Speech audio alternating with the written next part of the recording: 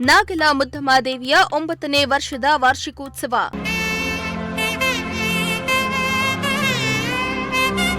ಕಷ್ಟಗಳನ್ನ ಹೇಳಿ ಪ್ರಾರ್ಥಿಸಿದ್ರೆ ಕಷ್ಟ ಕಾರ್ಪಣ್ಯಗಳು ನಿವಾರಣೆ. ಚಿಕ್ಕಬಳ್ಳಾಪುರ ಜಿಲ್ಲೆ ಮುದ್ದೇನಹಳ್ಳಿ ಗ್ರಾಮ ಪಂಚಾಯತ್ ವ್ಯಾಪ್ತಿಯ ಮೈಲಪ್ಪನಹಳ್ಳಿ ಗ್ರಾಮದಲ್ಲಿ ನಾಗಲ ಮುದ್ದಮಾದೇವಿ ದೇವಾಲಯದ 9ನೇ ವರ್ಷದ ವಾರ್ಷಿಕೋತ್ಸವವನ್ನು ಅದ್ದೂರಿಯಾಗಿ ಆಚರಿಸಲಾಯಿತು.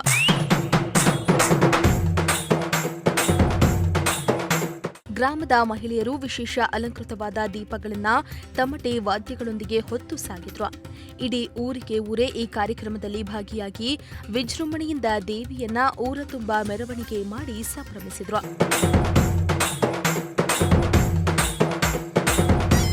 ಇನ್ನು ಕಾರ್ಯಕ್ರಮದಲ್ಲಿ ಅರ್ಚಕರು ಮಾತನಾಡಿ, ಅನಾದಿ ಕಾಲದಿಂದಲೂ ಈ ದೇವಿ ಕ್ಷೇತ್ರದಲ್ಲಿ ನೆಲೆಸಿದ್ದಾಳೆ. ಕಳೆದ 9 ವರ್ಷಗಳಿಂದಲೂ ಬಹಳ ವಿಜೃಂಭಣೆಯಿಂದ ವಾರ್ಷಿಕೋತ್ಸವ ಕಾರ್ಯಕ್ರಮವನ್ನ ನಡೆಸಿಕೊಂಡು ಬರ್ತಿದ್ದೇವೆ. ದೇವಿಯ ಬಳಿ ಕಷ್ಟಗಳನ್ನ ಹೇಳಿ ಪ್ರಾರ್ಥಿಸಿದರೆ ಕಷ್ಟ ಕಾರ್ಪಣ್ಯಗಳು ನಿವಾರಣೆಯಾಗುತ್ತವೆ. ಇದೇ ರೀತಿ ಮುಂದಿನ ದಿನಗಳಲ್ಲಿ ಮತ್ತಷ್ಟು ವಿಜೃಂಭಣೆಯಿಂದ ಈ ಕಾರ್ಯಕ್ರಮವನ್ನ ನಡೆಸಿಕೊಂಡು ಹೋಗ್ತೇವೆ ಎಂದು ತಿಳಿಸಿದ್ದಾರೆ.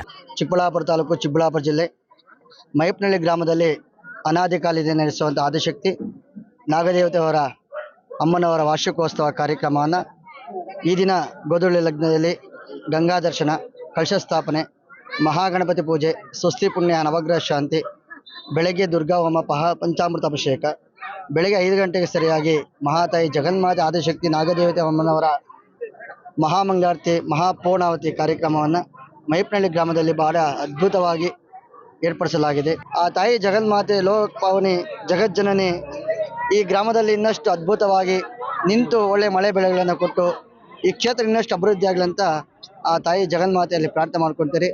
ಗ್ರಾಮಕ್ಕೆ ಒಳ್ಳೆ ಮಳೆ ಬೆಳೆಗಳನ್ನು ಕೊಟ್ಟು ಇಲ್ಲಿ ಬಂದಂಥ ಕಷ್ಟ ಕಾರ್ಪಣ್ಯಗಳನ್ನು ಆ ತಾಯಿ ಈಡೇರಿಸಿ ಇನ್ನಷ್ಟು ಅದ್ಭುತವಾಗಿ ಅನಂತವಾಗಿ ಲೋಕ ಕಲ್ಯಾಣಾರ್ಥವಾಗಿ ತಾಯಿ ಮಹಾತಾಯಿ ಶಕ್ತಿಪೀಠ ಆಗಲಿ ಸದಾ ಕಾಪಾಡಲಿ ಅಂತ ಕೇಳ್ಕೊಳ್ತಾ ಇದ್ದೀರಿ.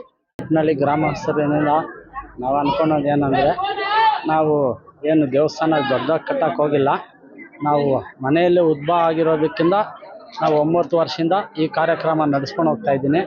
ಏನು ಭಕ್ತರ ಸಾರ್ವಜನಿಕರೆಲ್ಲ ಆಶೀರ್ವಾದ ನನಗಿದೆ.